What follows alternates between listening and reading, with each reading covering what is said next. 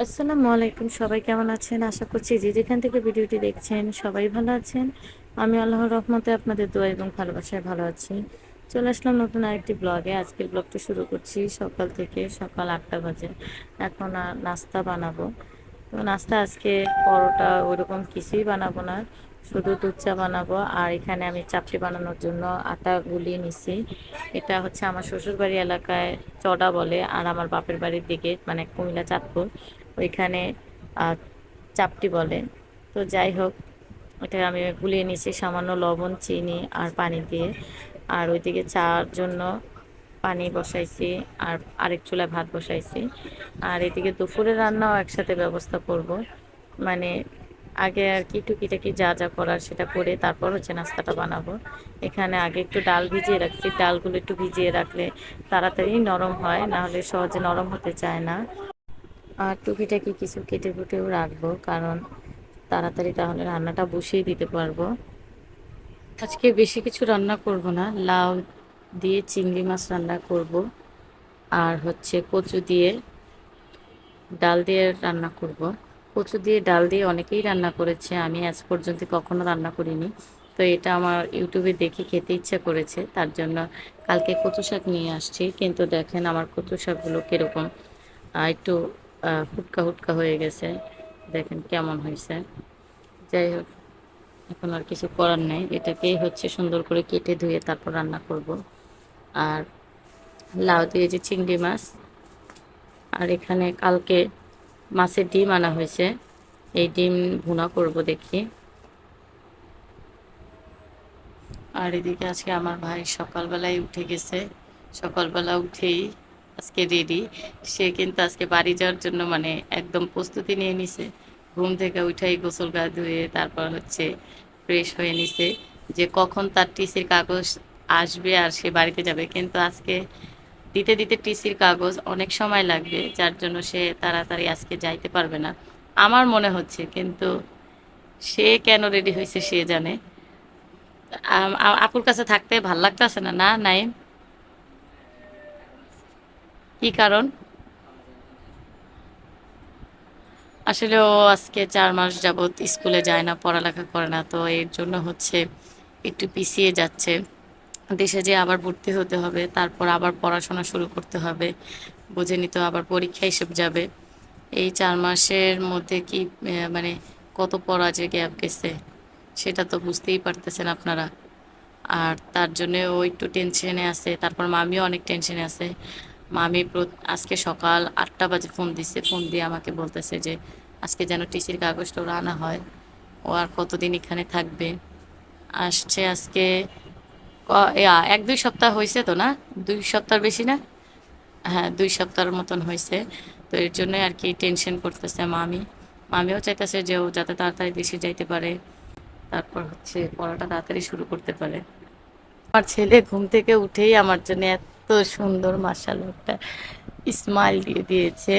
আব্বু, আব্বু, হুম, এটা আমার মা, এটা আমার মা।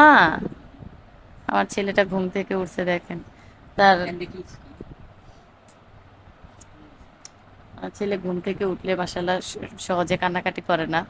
আমি কোথায় আছি, আমি যদি ঘরে না থাকি তাহলে আমাকে রান্নাঘরে যে জড়াই ধরবে। আহ, আসাদ ঘুম থেকে উঠেই আগে আমাকে খোঁজে। আসাদ, কি মাকে ভালোবাসো? ভালোবাসো? আসাদ, কি মাকে ভালোবাসো? আমি জানি না আসাদের কি কারণে পুরা মুখ ক্লিন থাকে, কিন্তু এই জায়গাটার মধ্যে সব ময়লা জমে থাকে। মানে কি, ও হচ্ছে আহ, এই যে দেখেন, এই যে দেখেন, ও দেখাই দিছে। ও এই যে নাকে যদি ময়লা আসে তো উপরের দিকে টান দেয়। আর তার জন্য হচ্ছে ওর সবসময় এই জায়গাটা কালো থাকে। ভাতও হয়ে গেছে, এখন ভাতটাকে মাড়গালবো। আর চাপটি বানাচ্ছি গ্যাসে কম, এর জন্য হচ্ছে অনেক লেট হচ্ছে এই চাপটিগুলো বানাইতে। দেখেন এটা হয়ে আসলে নিজে নিজে কিভাবে উঠে যাচ্ছে, দেখেন কি সুন্দর। আগে তো আমি চাপটি বানাতেই পারতাম না, হাতে ছ্যাঁকা লাগতো, না হলে এই আটা গোলানোটা হতো না। কিন্তু এখন আলহামদুলিল্লাহ আমি আস্তে আস্তে বানাতে বানাতে শিখে গেছি। তো যাই হোক, আমার চাপটিগুলো কিন্তু মোটামুটি সুন্দর হয়েছে। আর একটা কাজে যদি করি, সেটা যদি একটু সুন্দর হয়, সেটা যদি ভালো হয় দেখতে, তাহলে নিজের কাছেও ভালো লাগে সেই কাজটা করতে। আর যদি কাজটা বারবার করি, নষ্ট হয়ে যায়, তাহলে খুবই খারাপ লাগে, সেই কাজটা আর করতেও ইচ্ছা করে না। যাই হোক, আমি একটা নতুন পেজ খুলেছি। পেজটির নাম হচ্ছে আল আসওয়াদ ফ্যাশন হাউস। সবাই দেখে আসবেন, ঘুরে আসবেন, ভালো লাগলে অবশ্যই ফলো দিয়ে দেবেন। আর হচ্ছে আপনাদের যদি আমার পেজের থেকে কোনো কিছু পছন্দ হয় বা প্রয়োজন পড়ে, তাহলে অবশ্যই কিন্তু ইনবক্সে নক করবেন। এদিকে হালকা পাতলা নাস্তা বানিয়ে ফেলেছি, দুধ চাটাও হয়ে গেছে। তো চাটা কিন্তু এখন ঠান্ডা হয়ে হচ্ছে আমরা যাইতেছে। নাস্তা করব।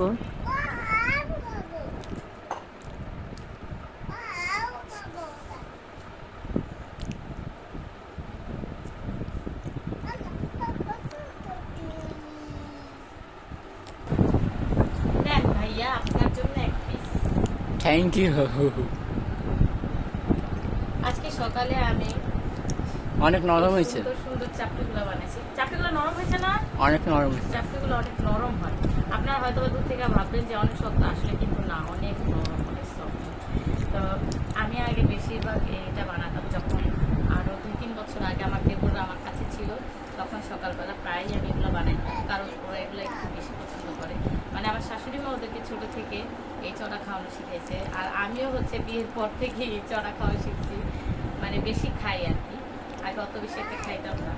আবার শাশুড়ির কাছ থেকে বানানোটাও শিখছি, খাওয়াটাও শিখছি।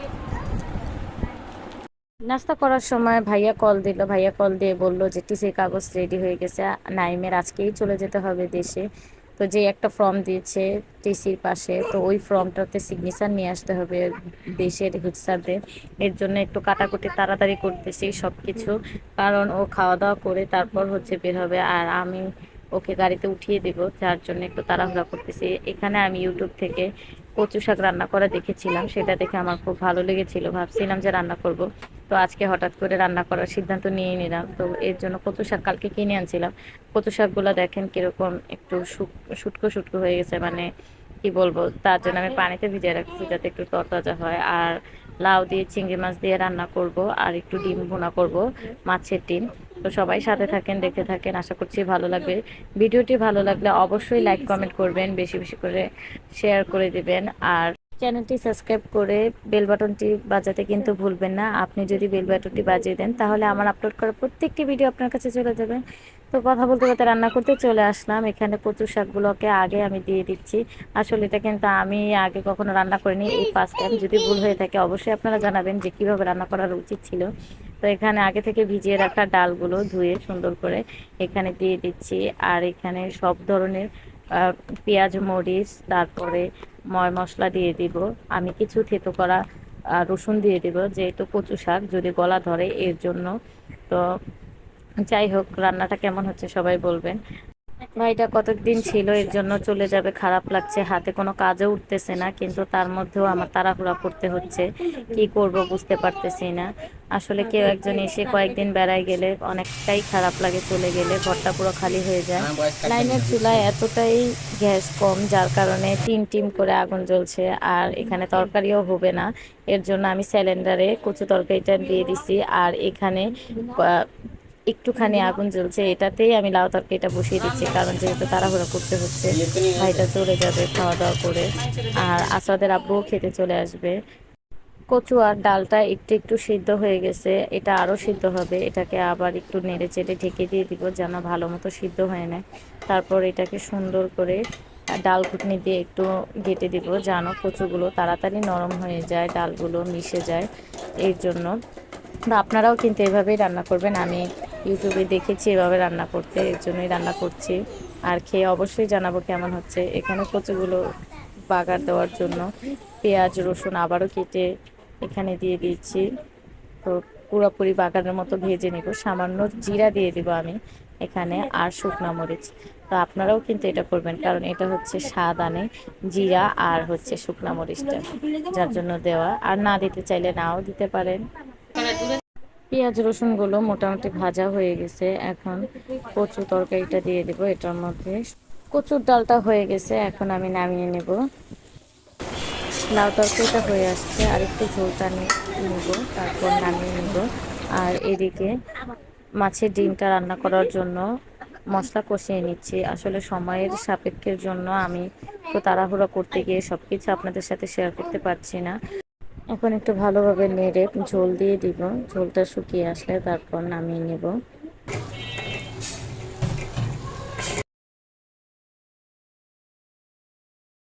অফ ক্যামেরায় ঝোল দিয়ে টানিয়ে নিয়েছি, মাছ ভুনাটা হয়ে গেছে, এখন নামিয়ে নেব। রান্না বান্না করে গোসল করে খেতে বসে গেলাম, ভাইকে দিয়ে আসতে হবে। ভিডিওটি দেখার জন্য সবাইকে ধন্যবাদ। আর সবাই ভালো থাকবেন, সুস্থ থাকবেন। আজকের ভিডিওটি এই পর্যন্তই। আল্লাহ হাফেজ।